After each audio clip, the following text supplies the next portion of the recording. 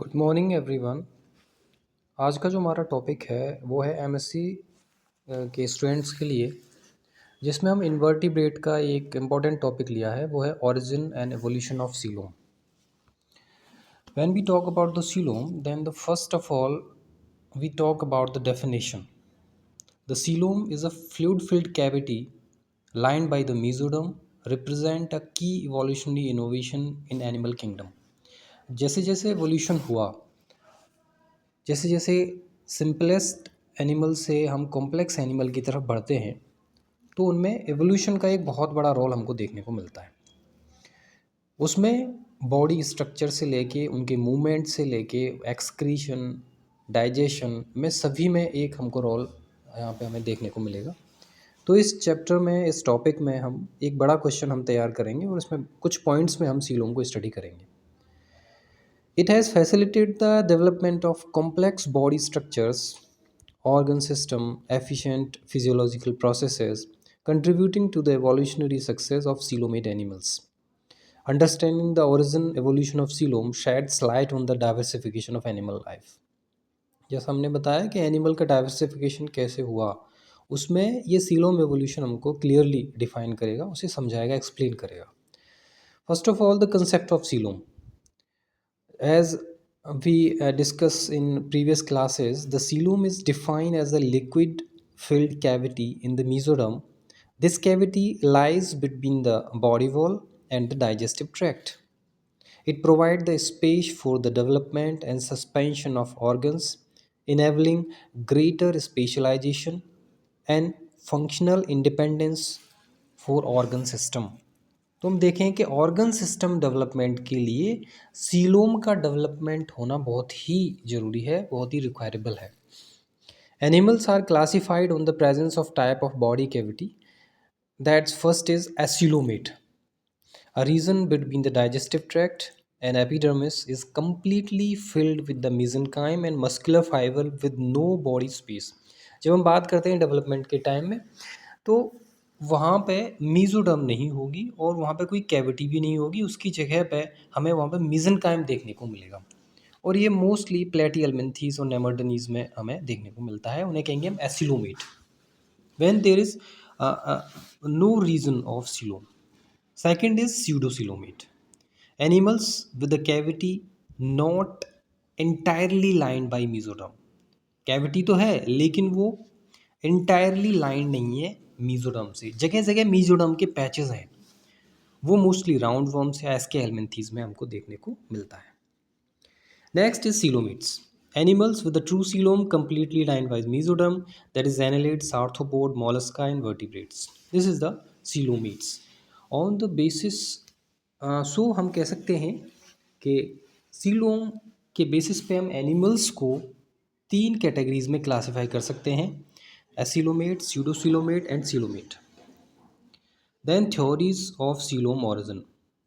First theory is Schizophyly hypothesis.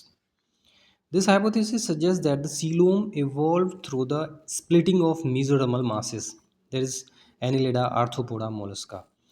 अब हम आगे जब हम पढ़ें सीलोमेट में, तो दो तरह से हमको सीलोम का डेवलपमेंट देखने को मिलता है: साइजोसीलोमिक कैविटी एंड एंड्रोसीलोमिक कैविटी। इसमें हम मेसोडर्मल मासेस सीलोम से अलग हुए और उन्होंने साइजोसील का फॉर्मेशन किया। Then enterocoel theory. This theory is propose that the coelom originate as a out pocketing from the embryonic gut, that is archenteron. Archenteron में आउट पॉकेट्स बने और वो आउट पॉकेट उससे अलग होके एक नई सीलोम का फॉर्मेशन किया। This mechanism is observe in deuterostomes, that is echinoderms and chordates. Another theory, which is not so important, but gonocele theory, it is based on the common association between the gonads and coelomic epithelium. It regards the coelom as the cavity of expanded gonads. Nephrocele theory, the theory proposed that the coelom originate as an expanded nephridium. Then, first two theories are very important in the theory of coelom origin. Then we talk about evolutionary pathway of the coelom।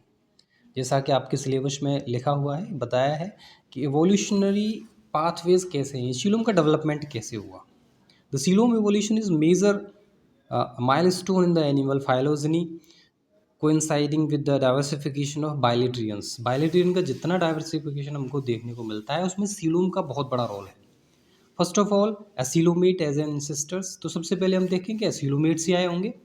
That is early bilaterians like had compact body without a coelom, their limited organ complexity and movement relied on direct interaction between tissues. The next is pseudocoelom formation. It is involved as an intermediate stage, improving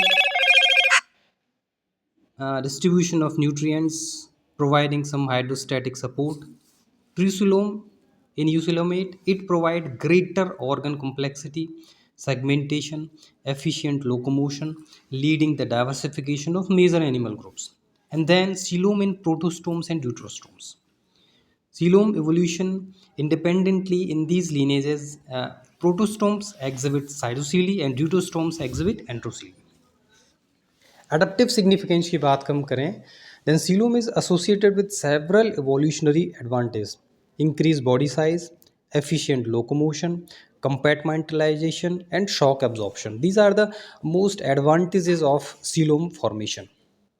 then next is coelom diversity in animal phyla. हम देखें कि जैसे जैसे animal phyla पढ़ते हैं vertebrate invertebrate में, तो उसमें सीलोम कैसे कैसे कॉम्प्लेक्सिटी बढ़ती गई। एनलिड्स की बात करें, then coelom aid in segmentation and movement through the peristaltic motion. Annelids में जब हम मोशन और पेरिस्टाल्टिक मोशन की बात करते हैं तो वहाँ सीलोम का रिक्वायरमेंट होना बहुत ज़रूरी होता है। आर्थ्रोपोड्स में बात करें, then reduce coelom as a haemocoel. Mollusc में coelom is restricted to certain organ like pericardium. Echinoderms में extensive coelom contribute to their unique water vascular system. Chordates में coelom is integral to organ development, including the pericardial, pleural, and peritoneal cavities. This is the diagram which show the three different type of coelom. That is, first is first हम बात करें, then this is acylomate, ये सीडोसिलोमेट और ये coelomate. Acoelomate में जो mesoderm होगी वो पूरी तरह से यहाँ पे इसको कवर किए नहीं रहती है। यहाँ पे हम देखें, ये वाला जो पोर्शन हमको दिखेगा, ये वाला, ये देख सकते हैं हम यहाँ पे, ये फर्स्ट सी जो डायग्राम दिखाया गया है उसमें हमें ये एसिलोमेट का डायग्राम है। बी में देखें हम, सीलोम के छोटे छोटे पैजेस हैं जगह जगह, पूरी लाइन जो है वो मीजोडर्म से लाइन नहीं है यहाँ पे, तो ये होगी स्यूडोसिलोमेट। और ए डायग्राम में हम देखें, जो मीजोडर्म है वो एक्टोडर्म और एंडोडर्म के बीच में पूरी तरह से लाइंड है, पूरी तरह से कवर किए हुए है, तो ये होगी सीलोमेट। तो इस तरह से हम तीनों डायग्राम के थ्रू हम इसे बता सकते हैं कि एसिलोमेट, स्यूडोसिलोमेट और सीलोमेट किस तरह से हम इनको ड्रॉ करेंगे। तो आपके सामने कोई बड़ा क्वेश्चन आता है तो उसमें आपको इन पॉइंट्स में origin and evolution of coelom को आपको एक्सप्लेन करना है। सारे पॉइंट्स में आपको ऐसे की तरह नहीं लिखना, उसे अलग अलग पॉइंट्स में उसको एक्सप्लेन करना है। आज के लिए इतना ही। Thank you.